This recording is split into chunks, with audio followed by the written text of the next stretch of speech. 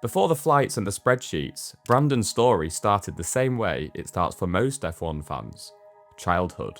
I've been an F1 fan all my life. When I first sort of had my first few memories of growing up as a 2-3-year-old, it all revolves around Formula One through my dad, who's also a massive F1 fan. So I saw Michael Schumacher in his red Ferrari back in the day, and he was basically my childhood hero.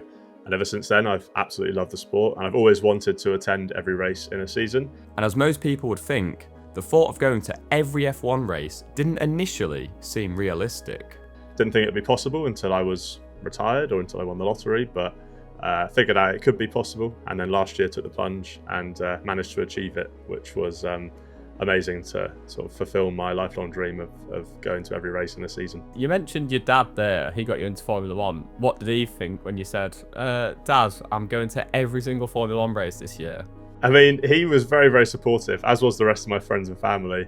Whether in the back of their minds they were thinking, this is a bit of a crazy idea, particularly whilst working full time. I'm sure some people thought that, but yeah, to my face, they were extremely supportive and have been throughout the whole of 2025 and continue to be now, which is a real help when you're undergoing such a big challenge or like such a commitment for the year. To have your support of friends and family was fantastic. And as we'll get to later, that support matters, because Brandon's project wasn't just a fun trip, it was a year-long commitment that eats your weekends, your sleep, your money, and your social life.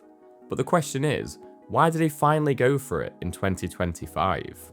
Yeah, so it would have been summer 2024. I started to think, okay, 2025, I've not got any plans at the moment, and I've always wanted to do this challenge of going to all the races. And I thought, why not just sort of have a quick draft of some ideas of cost and annual leave, and is it actually possible? And I did that in summer, and I thought, okay, it turns out it actually is. And then it was a good few weeks of umming and ahhing, thinking, do I actually commit to do this?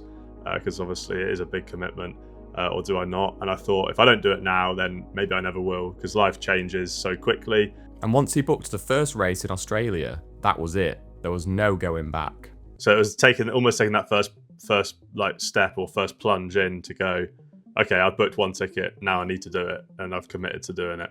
Obviously, a massive chunk of my savings that I've been saving up for years.